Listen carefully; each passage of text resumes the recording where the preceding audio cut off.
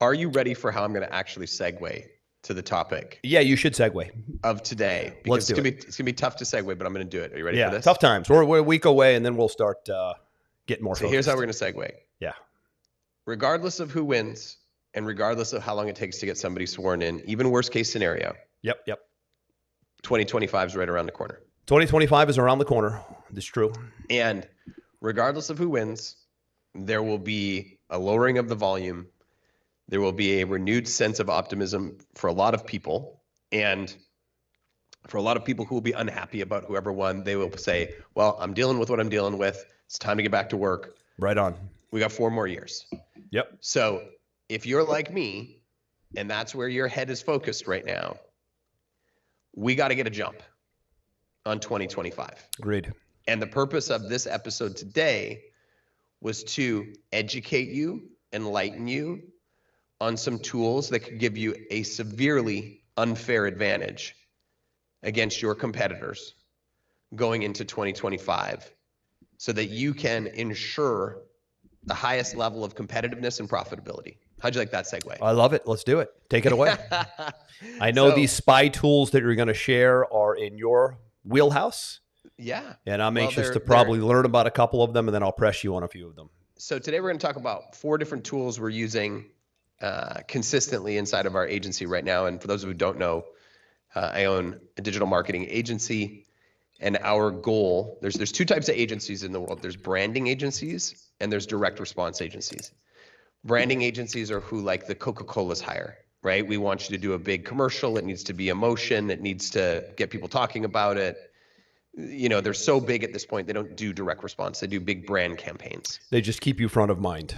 Exactly. And try to just create emotion, right? Direct response is, I'm a service provider or I have a product and I have a $10,000 a month budget that I want to put towards ads. And I need to mathematically see from a data-driven approach that I put in 10 and I got out 20 or 30 or 100 or whatever your goal KPI is. That's the world that I live in, which is very stressful. It's very cutthroat. It's very high stakes. You know, some of our clients are spending as much as $100,000 a day. You know, when you're spending that much money, you need to make sure that you are leveraging every possible thing that you can to be ahead of your competition. So first thing we're going to start with today, Andrew, is, and you won't be surprised by this, is something we've used extensively since it was put out about 10 years ago. And that is the Meta ad library. And it kind of even ties into what we're talking about today. The Meta ad library was effectively, I would say, forced by the government to have Meta release it. I want to say about 10 years ago now, because it was a compliance thing, wasn't it? It was actually a compliance and transparency push by the government because they were unaware of how much false information was being put into the marketplace, specifically around elections. And they wanted to be able to see what was actually happening.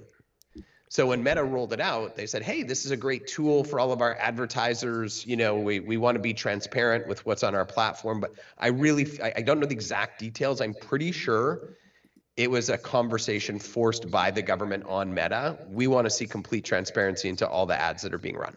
Which is fascinating if that's the case, because who decides what's false and what isn't? Different conversation for a different day. I don't think it's a bad thing. And the reason why it also supports my belief there is that when you actually go to Meta Ad Library, if you Google it right now, it will give you 3 choices. What country do you want to see the ads being run in? Number 2, do you want to see all ads or do you just want to see election ads? Now, what's funny about that is it's always been those 2 options. So when I first saw it, I thought... Even just now leading up to a 4-year cycle or all 4 years? This has always been an option. It asks about election or politics. It says, do you want to see all ads or just election ads? Interesting. And it's always been that way since it was released, which reinforces my belief that it was forced upon Meta to show what election ads were being run on their platform. Got it. So I never Interesting. use the election ads because I have zero interest in the election ads. So people can opt to see more election ads if they want to. Is that what you're saying? Well, what you have to understand, what this tool does is Mm-hmm. that if you put in your country and then you choose what type of ads you want to see, and then you insert the page name of any page on Meta or on Facebook or Instagram, it will show you the exact ads that they are running today, what they are running today and what they ran historically. Which is really great to see if people know about this. This is almost like a cheat or a hack, if you will, right? Absolutely. So I can go to my number one competitor, which is, Correct. I think, where you're going, and go, what are they running for ads today?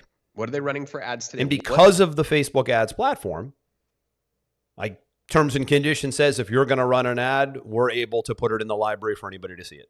Correct. So I could go to a competing, just choose any industry, insurance company.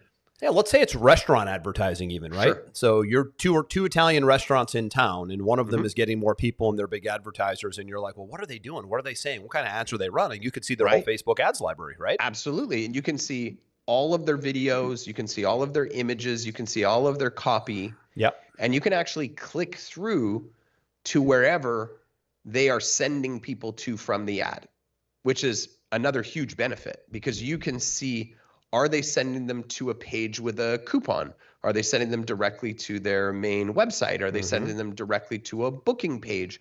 What is it that they have tested that is clearly working to their benefit? Because now you can turn around and you can say, well, they always seem busy. What is it? What is their messaging? What are their visuals? Where are they sending to people on their site? What are they doing that I'm not? And you can start to read between the lines. And here's the trick with Meta Ad Library. The longer the ad has been running, because it has the date it was launched on it, Oh, wow. the longer it's been running, the more profitable it must be. Obviously, or you wouldn't run it. Or you wouldn't continue running it. So you'll see ads that come up and they were launched 3 days ago and then they're gone, and then 2 days ago, last week, last month. But if you see one that's been running for a year, That's a trigger, man, right there. boom, Boom. that thing's a gold mine. And you can look at so are you saying you take it now, Mhm. and obviously you can't plagiarize it, so you'd adapt perhaps that ad structure to your Absolutely. offer, right? Absolutely. So we're going to link to that one down below. Number one for sure is the Facebook Ads Library. It's actually been renamed now to Meta Ad Library, but Meta if you Ad punch Library, in okay. Facebook Ad Library, it'll still come up. But it's now considered the Meta Ad Library. So